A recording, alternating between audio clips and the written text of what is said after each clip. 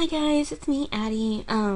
So I decided that I wanted to do a other tutorial. Now this is gonna be an inking tutorial, and I have done an inking tutorial before on my other channel, but this is gonna be a little different. Now, my tablet is very old, and it's been having the days when it wants to work and when it doesn't want to work. So I was like, hey, on those days that it doesn't work, I'm actually gonna do the lazy man way of inking.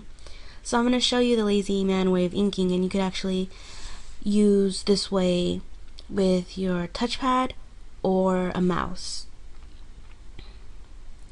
Now how we start is you get a picture you want. So this is gonna be a very basic tutorial. So I got a very basic sketch I did. So it's right here. And then you're going to actually go down here and you're going to see a paper with a pen on it, and it's called the vector layer. You're going to click it. And then the layer is going to actually go on top of your sketch layer. So then you're going to move all the way over here. And notice how I have it on eraser? You're actually going to move to curves. So click that.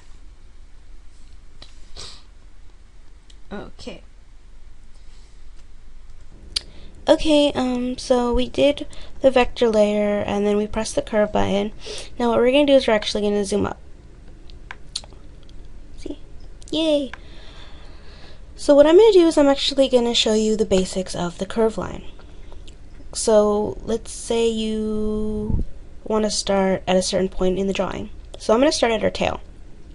What you're going to do is you're going to press the left button, and then notice that one part is staying down while the other is moving. That's because we haven't placed down the next point where the line's going to be at. So press the left button again, and now you have 2 points. And then again, 3, 4, 5, and so forth. And we're going to do this really sloppy. And you're probably wondering, Addie, why are you doing this sloppy? It's line art. Well, anyways, let me tell you. Now, let's just say you want the last point to be right here, but the arrow is still stuck to the black line. So what you're going to do is you're going to go on your keyboard and press the escape button, and it's automatically going to let go of the line. So you have a starting point, and you have a starting point, and you have an ending point. So when you press the control button on the keyboard, you'll notice that there's these green dots, and then 2 yellow dots. And as I said, the yellow dots indicate the starting point and the ending point. The green dots indicate the connection between the starting point and the ending point. Now, these green dots you could actually move around. You're still holding down the control button. So in order to move them around, you're actually going to press the left button. And notice how I'm moving it back and forth while still pressing the left button. There we go. So we're going to actually make them look really pretty and curvy. And there will be some parts where the tail, where your area would look really stiff. And in order to make it have a fluid motion, you're going to actually have to add a lot of points. So let's see, we're going to add this right here. We actually can lower it down too. There we go. Now, imagine that you didn't like a certain part of it. Let's say between these connections you didn't like it, and you want to erase it. Using the eraser in vector layer is kind of difficult because let's erase. Oops. And then we'll go back to curve. When you erase it, it connects another new starting point and ending point. And you can actually move it. So I'm gonna Control Z. Now, you know what? I think it's time for a time lapse. Yeah. Hey guys, so this is a time lapse, and I'm just basically going through the whole picture very sloppily. And then after that, I'm going to actually go through the picture and fix all the points to make it look really close to the human body, to make it look really fluid, not so stiff, not so straight, really curvy. Yeah, so I don't know what else to say, actually.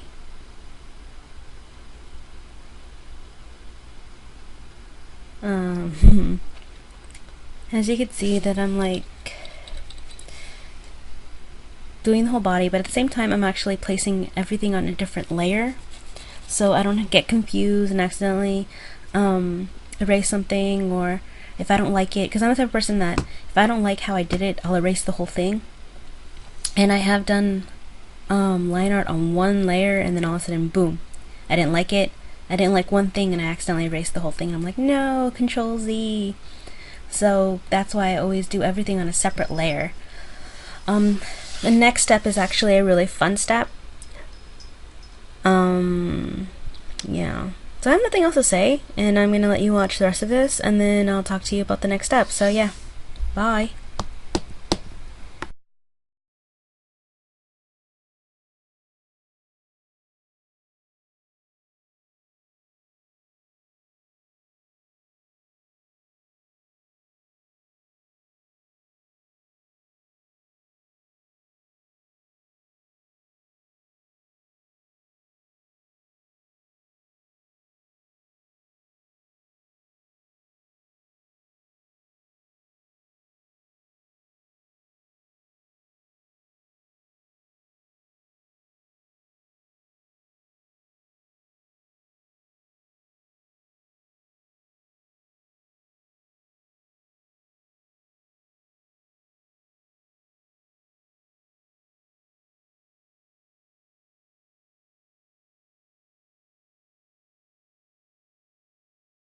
Okay guys, so we are up to our next step, and the next step is creating lines with varying widths. And what I mean is, if you traditional ink, you're not just gonna make lines the same size because it doesn't really look that great. For example, we're actually gonna turn off the sketch. I notice how all the lines look the same, so the picture actually looks very blah. Like, it doesn't really bring anything to the eye. If somebody looked at this picture, they're like, oh, well, whatever, and they'll go and move on to the next picture. Now, what we're gonna do is we're gonna choose a layer, and I like to start out with the hair, and I'm actually gonna turn off some of the layers that I really don't need, so I'm just gonna keep the body and the hair. So I turned off the ears and the tail, and we're gonna move to the layer, and we're gonna move to pressure. And what pressure does, and I love this step, it's my favorite step, is you move it left to right and it creates thicker lines or thinner lines. Now, I just realized that the lines are much too thick.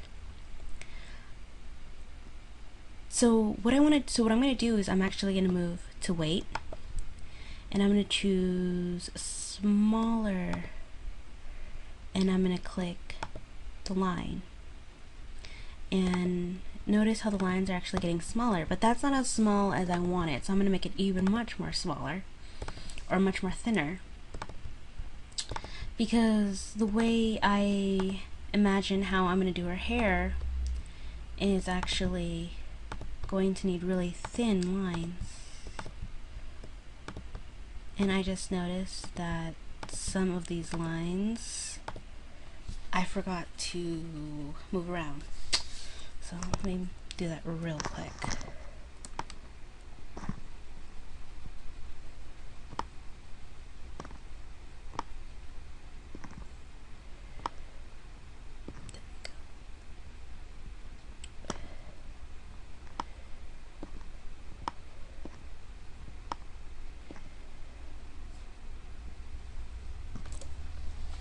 Okay, so what we're gonna do is make the lines smaller. Well, I'm going to make the lines smaller because the way I envision her hair is completely different. And then we're going to go back to pressure, and we're going to kind of make the starting lines a little super thin and create thicker lines on the bottom to give it this feel that the bottom lines are heavier than the top lines. I'm going to keep doing that until the bottom. And notice how the line looks slightly heavy. I'm going to give it a various length.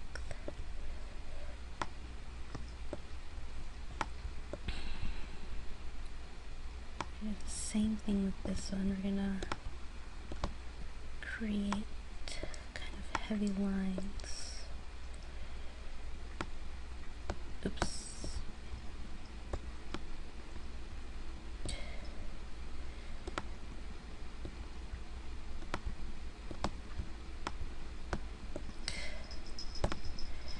Keep going in.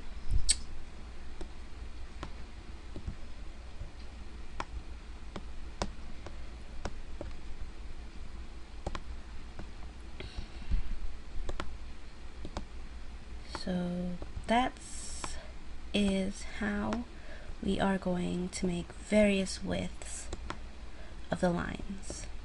And I like using this tool because it brings more of a solidarity to the picture. Now I'm going to do another time lapse, and I'm going to go through each layer, fixing the width or adjusting the lines to make it look like it's kind of a 3D object. So I think it's time for a time lapse. Yeah. So this time lapse is just basically me playing around with the width of each line and trying to give it more of a 3D feel to it. Because if you have the same line, the same width of every line, the same size, then it doesn't really give your line work a finished look. It gives it kind of like a sloppy look, and you want to go back and you want to go over each line and make each line a different size and different width, and to give it more of a 3D feel. And I never used to do this before, the line art like this before. I used to just have all the lines the same size, and it looked really sloppy until I started getting traditional inking. And then when my teachers taught me about width and various lines, and I started applying that to my digital work. So yeah, sorry, my glasses case just shut by itself. Creepy. So practice. I have to say, just practice, practice, practice, and you get to where you're at. And I practice and practice, and I'm finally at where I'm at, and I really, really like the final product. So yeah, I really hope that this tutorial helped you. If you're a bit confused on a few things, don't be shy to message me or comment. Also, have a good rest of the day and keep on drawing. Yeah.